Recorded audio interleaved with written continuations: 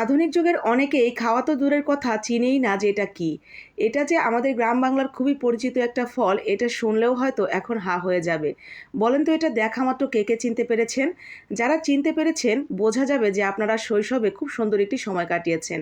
কারণ এটা 80s বা 90s এর বাচ্চারা খুব ভালো চিনবে।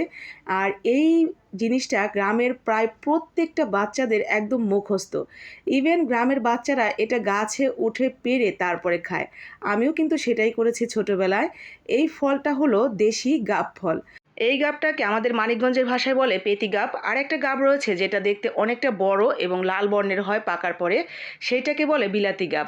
এই দেশি পেতি গাবটা শুধু যে খাওয়া যায় তাই কিন্তু নয়, এর রয়েছে অনেক অনেক পুষ্টি গুণাগুণ।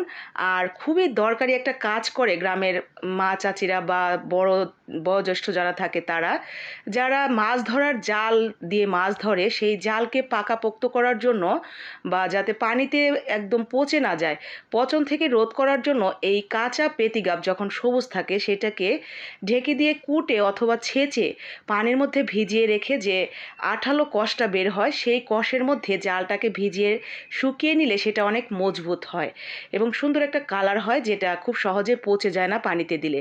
ইভেন নৌকাতেও কিন্তু সেমভাবে এই পেতি গাবের আঠা দিয়ে মানে কষ দিয়ে রং করা হয়ে থাকে।